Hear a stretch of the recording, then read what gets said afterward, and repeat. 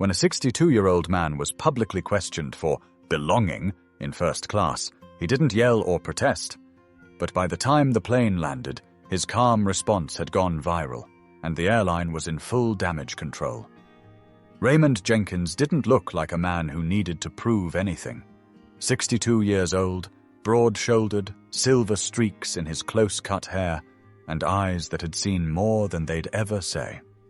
He walked through Gate C-12 at Phoenix Sky Harbor with the quiet confidence of someone who knew exactly who he was, and had nothing to explain to anyone. He wore a navy linen blazer, crisp khakis, and leather shoes polished just enough to suggest he still had standards, even in retirement. In his right hand, a worn, leather-bound book of Langston Hughes poetry. He carried it everywhere, said it reminded him who he was and where he came from. In his left, a boarding pass that read, Seat 2A, First Class. Flight 349 to Seattle was boarding right on schedule. Raymond was taking this trip for something simple. Peace. After nearly 4 decades as a school principal in Decatur, Georgia, this trip was his small gift to himself. No family, no obligations, just the view from the window, a cold drink, and some poetry in the clouds. He greeted the flight attendant at the door with a soft, "How you doing?" and a warm smile that caught her off guard. She smiled back, scanned his ticket, and gestured him to the front row. As Raymond eased into his seat, the cushion felt just firm enough. He adjusted the overhead air nozzle, folded his jacket on his lap, and opened to a dog-eared page in his book. The cabin around him slowly filled. Quiet conversations, bags overhead, the kind of half-smiles strangers give each other when they know they'll be sharing airspace for the next few hours. And then came Captain Blake Renner. Tall, tan, and way too amused with himself. The kind of pilot who wore sunglasses indoors and called the cabin crew kids. He strutted through first class like he owned it, not just the plane, but the people. He gave nods to familiar faces, clapped a man on the shoulder, and chuckled at some inside joke with the flight engineer behind him. Then he stopped. Right at row 2, right in front of Raymond. There was a pause. Not long, but long enough. "Sir," Renner said, his voice loud and condescending. "Are you sure you're in the right seat?" Raymond didn't even blink. He calmly closed his book, held up his boarding pass, and said, "That's what it says." Renner looked at it, looked at Raymond, then back at the seat. He forced a grin, but his eyes said something else. "Well, I suppose they're letting anyone up here now." It wasn't loud, but it was clear enough. And it wasn't the words. It was the tone. Like the idea of someone like Raymond in first class didn't sit right with him. There was a flicker of discomfort from the woman seated across the aisle. She didn't say anything, but she glanced at her husband, who had already started recording on his phone. Just instinct. Something about the pilot's tone felt wrong. Raymond didn't argue. He didn't flinch. He didn't get angry. He just leaned back in his seat and said quietly, "I believe I've earned this seat just like everyone else." Renner smirked. Then, under his breath, thinking no one would hear it, "Sure you did." He kept walking toward the cockpit. The man with the phone captured all of it, and that's where things changed. At first, no one said a word. The engines started humming. Safety announcements began. But the energy in the cabin had shifted. You could feel it in the air. Subtle, awkward, like something just crossed a line. Raymond went back to his book. The husband across the aisle whispered to his wife, "I got all of that." Every second, she looked at him, unsure. "You think we should post it?" He nodded. "People need to see that. It's not right." The plane hadn't even left the gate yet. But what Blake didn't know was who Raymond actually was, and how far this moment would reach. Raymond Jenkins did not need validation from anyone on that plane. He'd earned every mile that got him to seat 2A, and 1,000 more. But to understand why he didn't rise to Renner's bait, why he didn't flinch or fold, you'd have to know where he came from, and what he'd already survived. He grew up in Monroe, Louisiana, a small house on a quiet street with patchy grass, and a front porch that dipped just a little on the left side. His father, Jerome Jenkins, was a janitor at the public high school and one of the smartest men Raymond ever knew. Never made it past the 8th grade, but could fix anything, quote Baldwin by memory, and taught Raymond more about self-worth than any textbook ever could. Jerome used to say, "Don't ever let a man's assumption about you become your truth. Most people don't even know themselves, let alone you." Raymond carried that line through every room he walked into. Classrooms, staff meetings, superintendent reviews, PTA nights where some parents couldn't hide their surprise that he was the principal, always polite, always sharp, always prepared, not because he had anything to prove, but because he refused to give anyone the excuse to treat him like less. He started teaching English at 23 and became a principal by 35. During that time, he mentored kids who went on to become lawyers, chefs, electricians, and soldiers. Kids who came back to shake his hand with tears in their eyes. Not one of them ever forgot the way he made them feel seen. But for all the lives he touched, there were moments that stung. The store clerk who followed him through the aisles, pretending to reorganize shelves. The woman who clutched her purse a little tighter when he passed her at the bus stop. The car dealership employee who assumed he was lost when he walked into the showroom. He never shouted, never cussed. He'd just ask questions in that calm, even voice of his. "Did I give you a reason to think that? Would you say that to someone else in my shoes? Or are you just uncomfortable with the fact that I don't match your picture?" He didn't need to raise his voice. He just raised the standard. So when Captain Blake Renner made that comment, it wasn't new. It was just another version of the same thing Raymond had faced his whole life. Dressed in a uniform, delivered with a smirk, but no different at its core. He had taught kids how to read between the lines, how words weren't always the message. Tone mattered. Expression mattered. What wasn't said could be louder than what was. That moment in first class wasn't about a seat. It was about presence, permission, about who gets to exist in certain spaces without being questioned. Raymond understood that. He also knew the power of silence, letting that moment breathe, letting someone else feel the weight of their own ignorance. But what Captain Renner didn't know, and what no one else on that plane yet realized, was that Raymond had spent a lifetime turning moments like that into teachable lessons, not just for kids, but for anyone who crossed the line and didn't expect to be held accountable. And Raymond wasn't alone on that flight. Across the aisle, the man who had filmed the exchange, his name was Brian Lattimore, had already started uploading the clip before takeoff. No caption, just a quote. "Sure you did. Captain, Flight 349. By the time the wheels lifted off the ground, the video was bouncing around Reddit and TikTok. Thousands of views in minutes. The algorithm liked tension. It loved arrogance caught on tape. It fed on moments like this. Raymond sat, eyes on his book, unaware. He read the same stanza 3 times without realizing it. Something in his chest was stirring, but not anger, not shame, just a quiet knowing. This wasn't about him, not really. But this time, someone else did it for him, and the world was watching.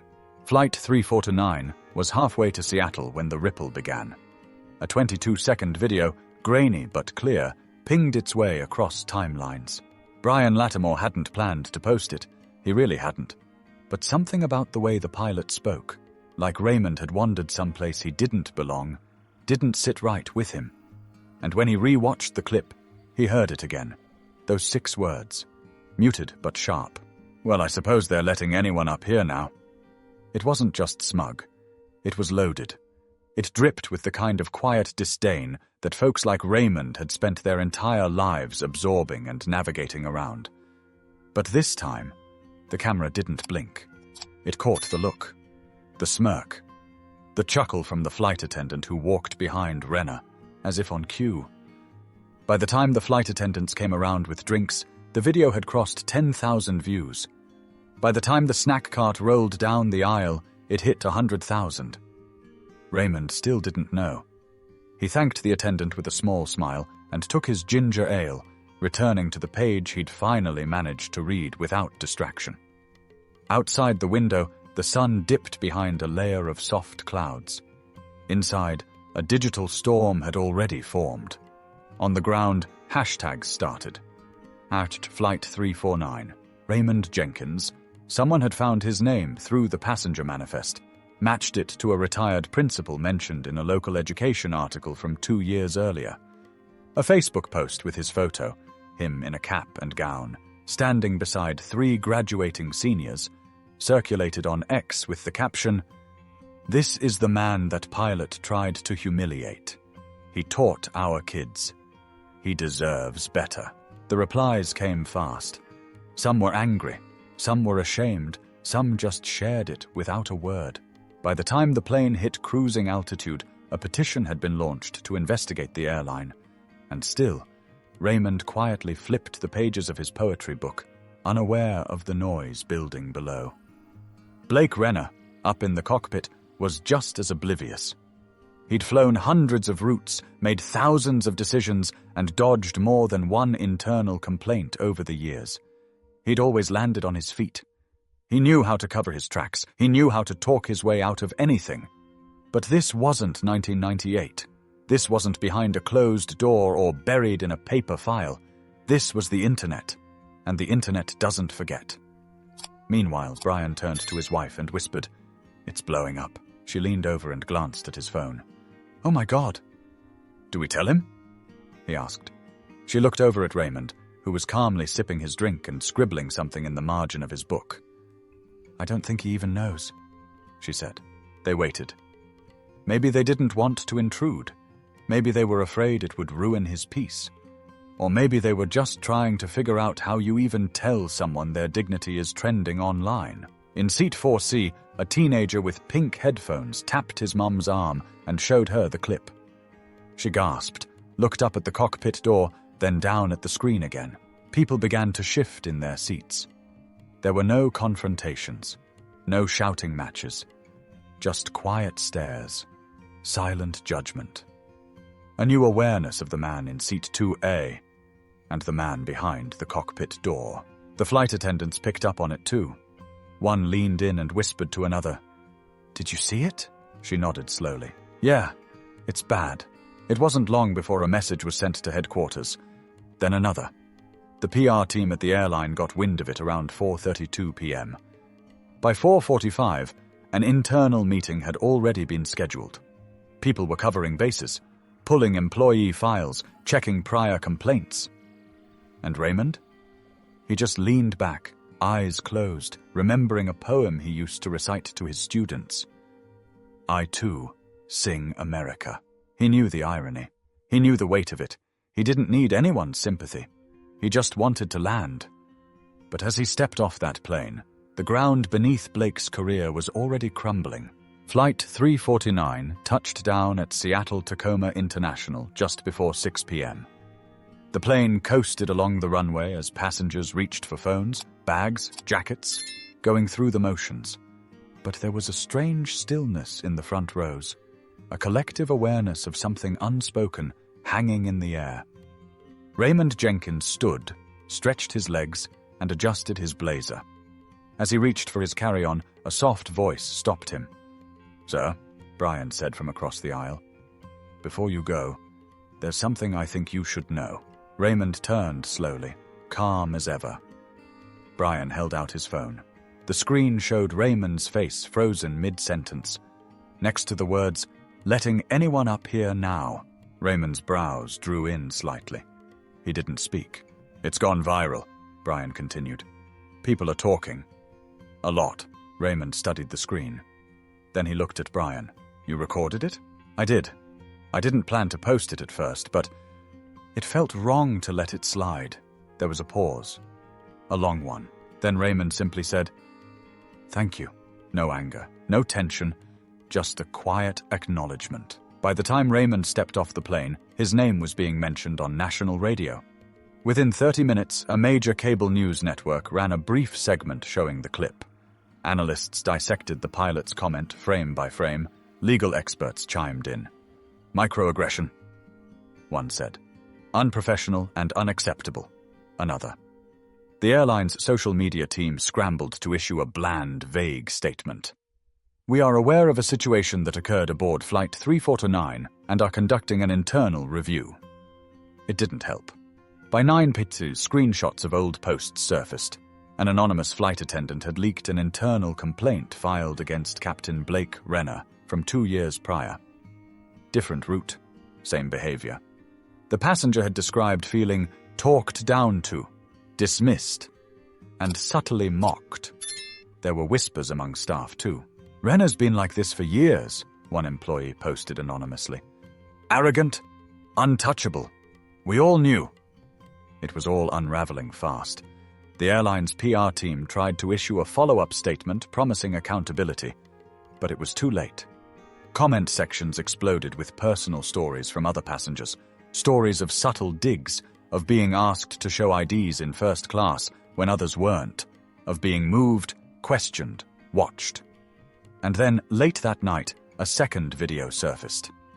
A former flight attendant, now retired, had saved a voicemail Renner left her after a disagreement about crew assignments. His voice, clear, mocking, unfiltered. You can cry to HR all you want. They'll side with me. They always do. That sealed it. By morning, hashtags had become headlines. Veteran pilot under fire after viral video sparks backlash. Who is Raymond Jenkins, retired educator at the center of viral first-class incident? And somewhere in a modest hotel room just outside the airport, Raymond sat with a cup of black coffee and his phone ringing every 10 minutes. Calls from reporters, messages from former students, emails from strangers thanking him. He didn't answer most of them. He wasn't interested in becoming anyone's symbol. But what caught him off guard was the airline's statement at 10:43 a.m. Captain Renner has been placed on administrative leave pending further investigation. It didn't feel like justice. Not yet. But it was something. A first crack in a wall that had stood too long. Raymond finally answered one call.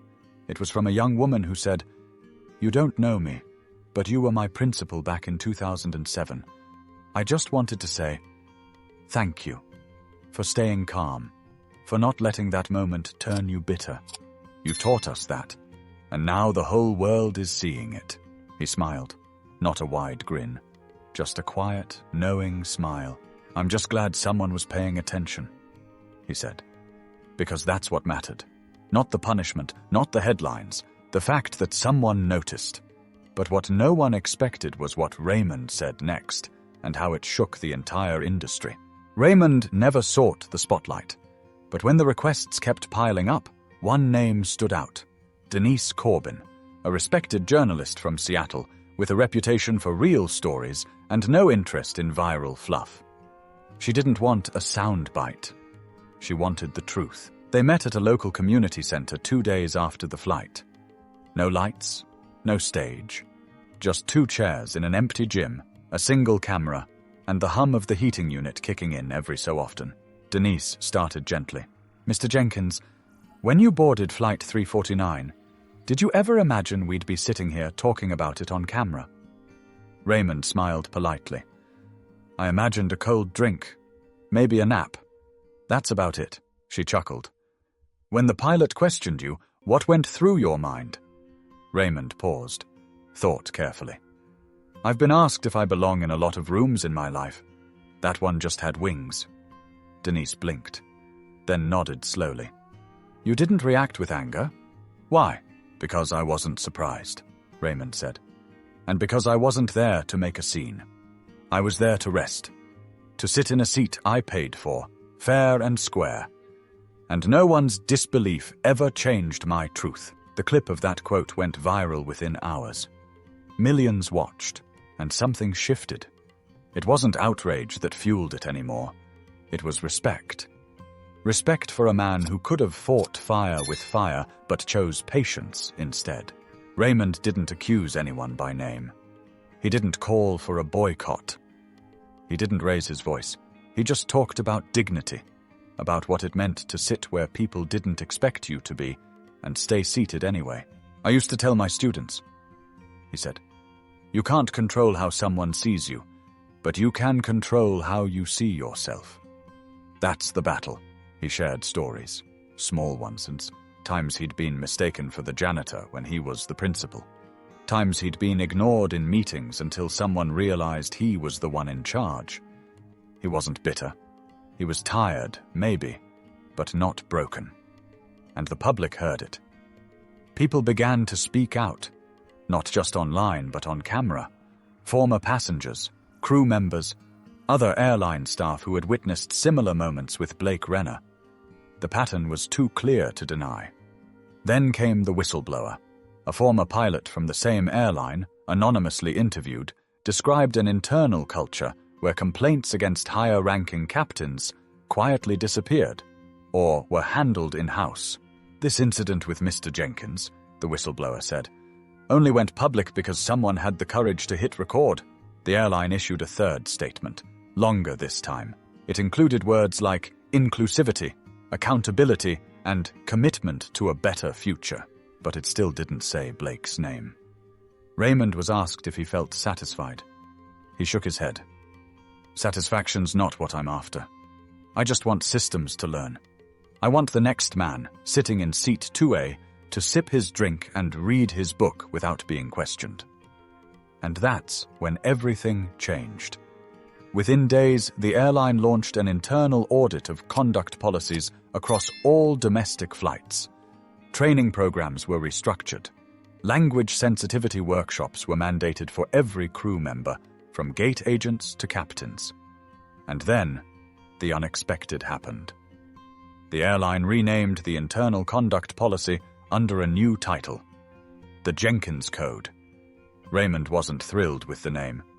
He said, I didn't write any code. I just sat down, but he understood the meaning. It wasn't about the policy. It was about setting a new baseline. Respect wasn't optional anymore. The final blow came when Blake Renner's contract was formally terminated. Quietly, of course. No headlines, no cameras at the gate. Just a notice sent internally, confirming his departure. Some said it wasn't enough. Raymond never said a word about the firing. He just thanked Denise for giving him space to speak. Then he stood up, buttoned his jacket, and said, Now, if you'll excuse me, I've got grandkids waiting for me.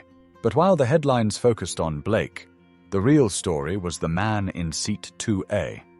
Raymond Jenkins didn't go home to a cheering crowd or a news crew waiting on his lawn.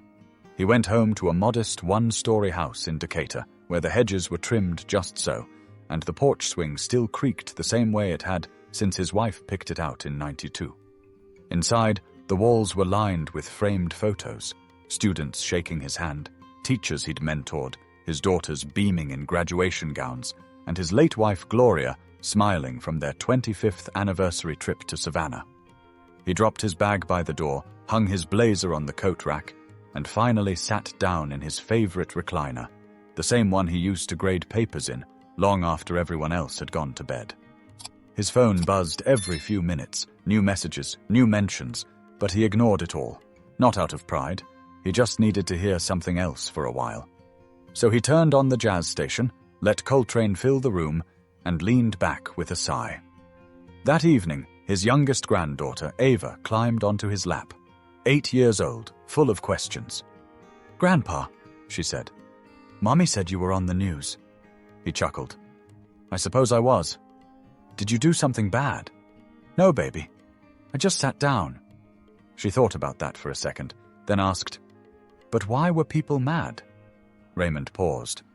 "Because some folks don't expect certain people to be in certain places, and when they see them there, they get uncomfortable." She frowned. "That's silly." He smiled. "It is. But it's been happening a long time." Then she said something that stuck with him. "You didn't yell. You just stayed sitting. That's cool." Raymond kissed her forehead. Sometimes staying still is the loudest thing you can do. In the weeks that followed, the attention faded. The hashtags moved on. But changes stayed. The airline kept the Jenkins Code in place. Other airlines quietly adopted similar policies. And once a month, Raymond received a letter, always from someone new. A young teacher, a retired veteran, A college student who saw the video and realized they didn't have to stay quiet the next time someone questioned their place. He never posted about it. He never gave long speeches. He just replied with a short note and a handwritten quote. "You are enough. Let them adjust." Raymond didn't need to be a symbol. He didn't want to be anyone's cause. But what he gave people, through one calm response and decades of quiet strength, was proof that character speaks loudest when you don't need to shout. In a world obsessed with clapbacks and takedowns, he reminded people that not every battle is won by force. Sometimes it's the stillness, the dignity, the unshakable calm in the face of disrespect. That's what changed things. Not the video, not the headlines. The man in seat 2A. The one who'd been overlooked 100 times before and chose not to let that make him bitter. He just sat and waited for the world to catch up. So here's the lesson. If someone questions where you belong, don't give them the satisfaction of shrinking. Sit tall. Speak when it matters. And remember, your presence alone can challenge their assumptions more than any argument ever could. And if this story meant something to you, share it. Not for clicks, but for the next person sitting in a seat they were told they didn't deserve. And if you haven't already, subscribe for more stories that matter. Stories about real people, real moments, and the truths that connect us all.